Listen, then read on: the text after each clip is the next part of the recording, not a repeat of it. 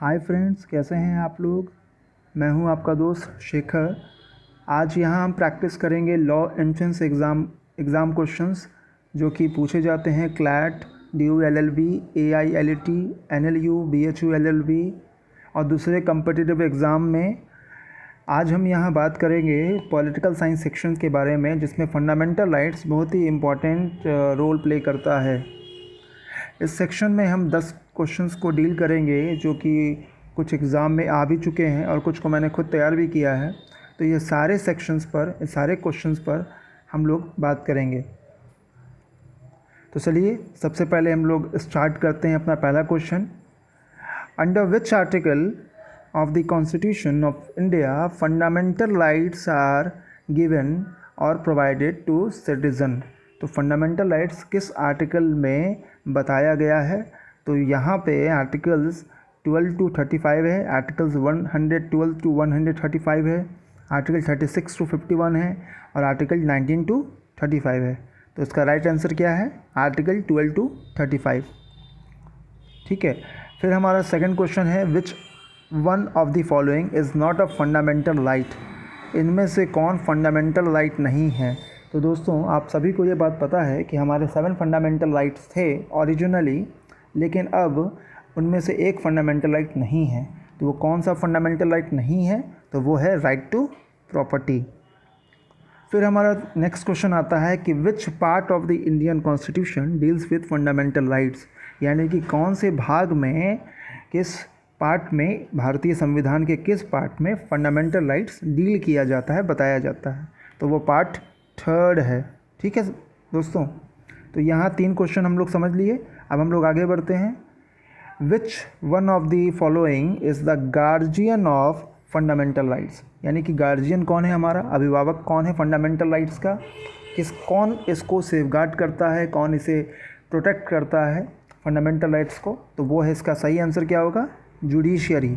यहाँ पे 4 ऑप्शन दिए हुए हैं, आपको जुडिशरी लगाना है।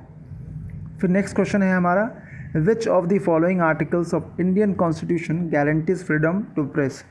कौन सा फॉलोइंग आर्टिकल्स है जो भारतीय संविधान का जो गारंटी देता है किस बात का? फ्रीडम टू प्रेस का। अब प्रेस किस बात का है? बोलने की, अभिव्यक्ति की। तो हम ये बात जानते हैं कि अभिव्यक्ति की जो आज़ादी है वो किस अनुच्छेद में दिया गया है, किस आर्टिकल में दिया गया है? आर्टिकल 19 में दिया गया है। ठीक है। अब हम लोग नेक्स्ट क्वेश्चन की तरफ बढ़ते हैं। Which article of the Indian constitution has been describe as the heart and soul of the Indian constitution. किस आर्टिकल को भारतीय संविधान का हार्ट एंड सोल कहा जाता है? तो आर्टिकल 24 है, आर्टिकल 32 है, आर्टिकल 17 है और आर्टिकल 21 है। तो आर्टिकल 32 को कहा जाता है हमारा heart and soul of the Indian constitution. और ये बात किसने कहा था? ये बात कहा था डॉक्टर भीमराव अंबेडकर। भीमराव अंबेडकर। ठीक है। अब नेक्स्ट क्वेश्चन की तरफ बढ़ते हैं। नेक्स्ट क्वेश्चन है हमारा, which constitutional amendment deleted the right to property from the list of fundamental rights. तो हम लोग ऊपर के क्वेश्चंस में डील किए थे कि हमारा एक राइट टू प्रॉपर्टी जो था वो हमारा फंडामेंटल राइट अब नहीं है। तो ये डिलीट कर दिया गया था किस कॉन्स्टिट्यूशनल अमेंडमेंट के द्वारा?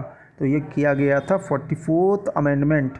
ये किया गया था 44th अमेंडमेंट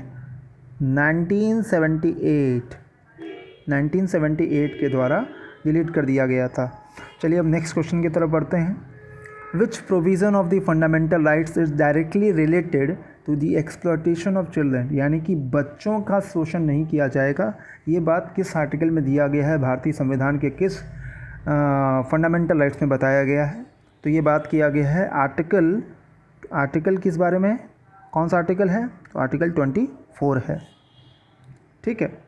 फिर नेक्स्ट क्वेश्चन है हमारा, right to education to all children between the age of 6 to 14 years. तो 6 से 14 वर्ष के बच्चों के लिए राइट टू एजुकेशन की बात की गई है। ये हमारा क्या है? स्टैचुरी राइट है, फंडामेंटल राइट है, पॉलिटिकल राइट है, या फिर नन ऑफ द अबव है? फंडामेंटल राइट है, स्टैचुरी राइट है, पॉलिटिकल राइट है, या इनमें से कोई नहीं है? तो ये हमारा क्या है? फंडामेंटल राइट हो जाएगा। ठीक है।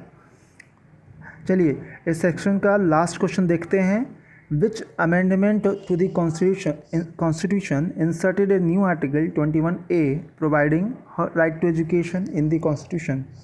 किस संशोधन के द्वारा संविधान में एक नया आर्टिकल 21A ऐड कर दिया गया जिसमें ये कहा गया राइट टू एजुकेशन की बात कही गई। Article 21A right to education को ऐड कर दिया गया। तो ये है 86 अमेंडमेंट 2002। तो ये हमारा 10 क्वेश्चन आज कंप्लीट हो गया। यहाँ पे 10 क्वेश्चन दिए गए हैं। उसी तरह से फंडामेंटल राइट्स पर एक और वीडियो मैं बनाऊँगा। अगर आपको ये वीडियो पसंद आया हो तो इसे लाइक, सब्सक्राइब और शेयर करें। ज़्यादा से ज़्यादा लोग इसे देखें और इसको समझें और इसे अच्छी तरह समझ लें। आपके लॉ एग्ज़ाम आने वाले हैं। क्लैट ने अपना डेट निकाल दिया है, तो क्लैट की तैयारी के लिए ज़ोरों से लग जाइए। दूसरे कम्पिटिटिव एग्ज़ाम और दूसरे लॉ एंट्रेंस एग्ज़ाम भी होने वाले हैं, जिसका नोटिफिकेशन भी तुरंत जारी किया जाएगा।